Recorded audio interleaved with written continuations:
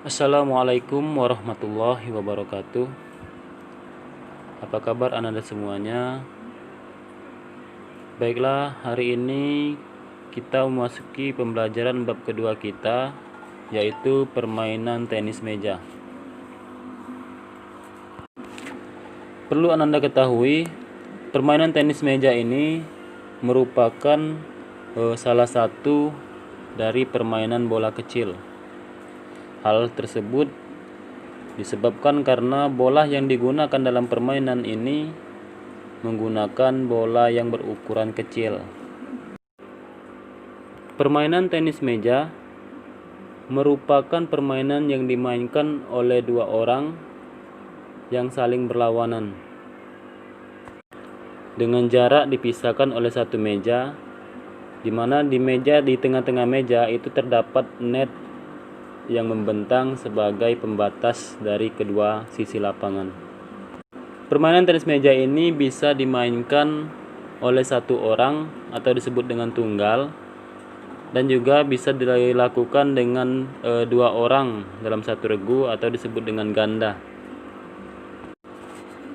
Adapun cara memainkan tenis meja ini dengan cara memukul bola dengan menggunakan bat sampai bola memantul di area lawan. Kapan waktunya permainan tenis meja ini berhenti? Itu ketika bola memantul tidak di area lawan atau memantul di area kita sendiri ataupun keluar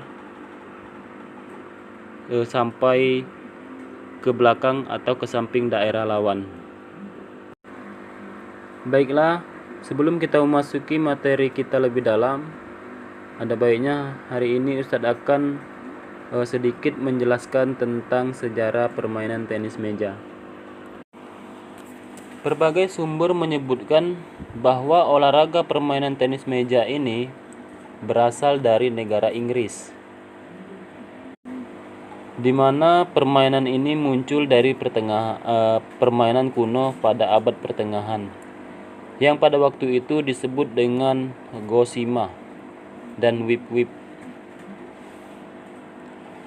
Kemudian permainan ini dikembangkan lagi, di antaranya oleh angkatan bersenjata Inggris yang berada di negara India.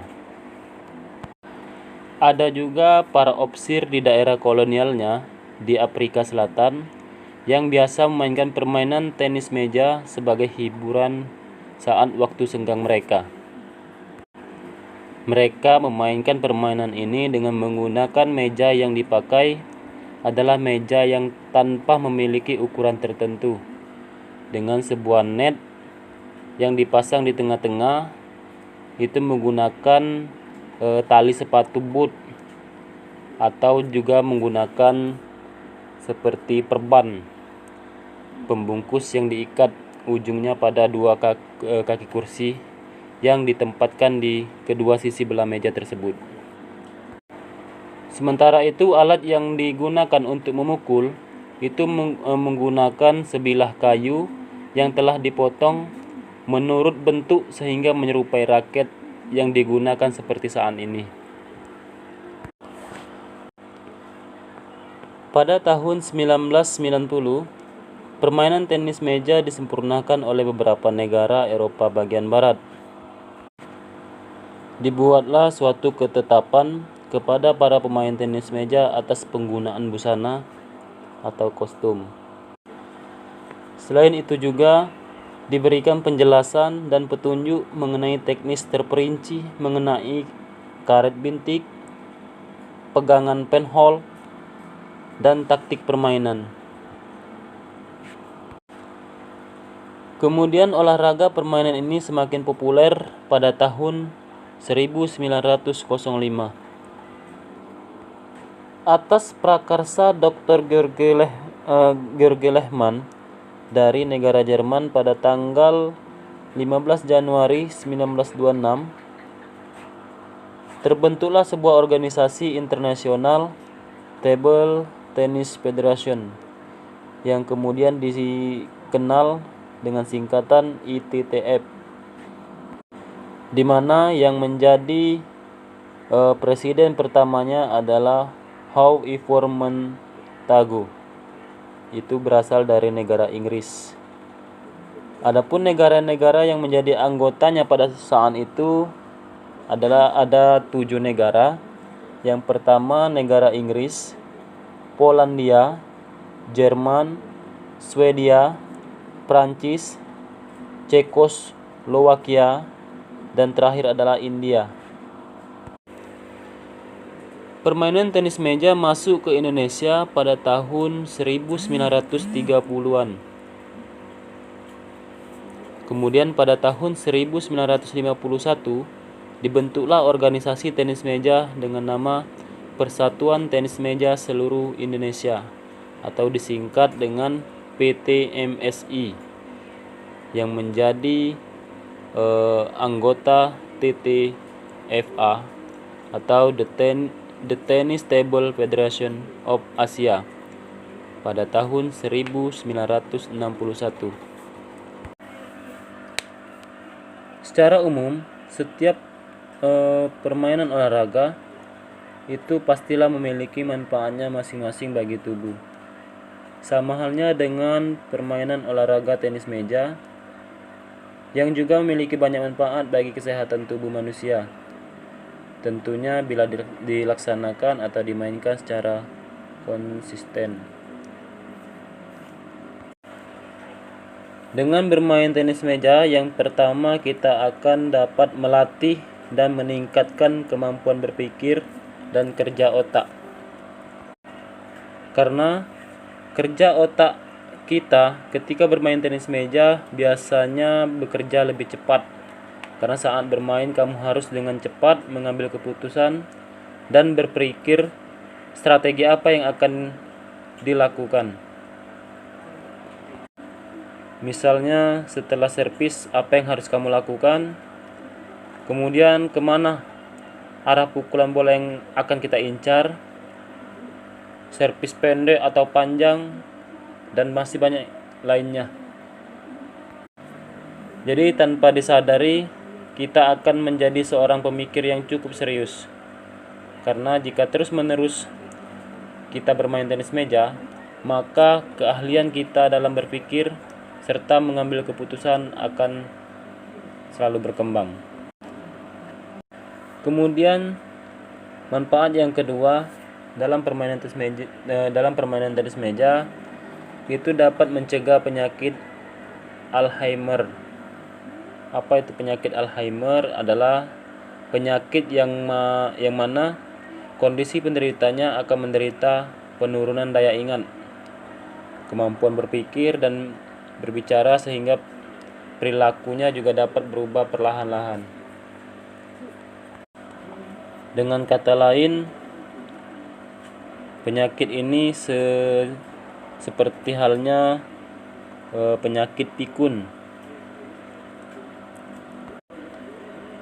Manfaat yang ketiga dalam permainan tenis meja yaitu dapat membakar kalori dan memperlancar peredaran darah. Permainan tenis meja dapat membakar 272 kalori selama 1 jam. Karena bermain tenis meja merupakan olahraga dengan gerak tubuh yang cukup banyak dan lincah. Maka dari itu, aliran darah akan semakin lancar karena tubuh kita bergerak secara terus-menerus. Untuk itu, permainan tenis meja bisa menjadi solusi atau cara yang menyenangkan dan mudah untuk kita membakar kalori dalam tubuh. Yang keempat adalah manfaat dalam permainan tenis meja itu menghindari terserangnya penyakit stroke. Seperti yang kita katakan sebelumnya, bahwa tenis meja itu memperlancar peredaran darah. Maka tanpa kita sadari, olahraga ini membantu memperkecil resiko terkenanya penyakit stroke. Selain itu, bermain tenis meja juga dapat meningkatkan kemampuan refleks dalam bergerak. Karena tanpa disadari, bermain tenis meja tubuh secara spontan akan bergerak mengejar bola. Seperti yang kita ketahui, tempo permainan tenis meja merupakan salah satu yang cukup cepat, sehingga kita akan terbiasa dengan sesuatu yang tiba-tiba. Dengan begitu, gerakan otot motorik dan otot halus akan semakin membaik. Kelima manfaat dari olahraga tenis meja yang Ustadz sebutkan tadi hanya merupakan sebagian kecil manfaat yang didapat dalam permainan tenis meja. Baiklah, itu saja materi kita pada pagi hari ini, yaitu membahas tentang sedikit sejarah mengenai permainan tenis meja. Adapun tugas PJOK hari ini adalah menjawab soal berikut ini dengan cara salin soal ini di kertas 1 lembar atau boleh di buku tulis. Jangan lupa dikasih nama dan kelas. Kemudian tugasnya silakan nanti difoto dan dikirim ke wali kelas masing-masing. Untuk menjawab setiap pertanyaan ini, silakan Ananda simak lagi penjelasan yang sudah Ustadz jelaskan. Baiklah, terima kasih atas segala perhatian. Ustadz akhiri. Assalamualaikum warahmatullahi wabarakatuh.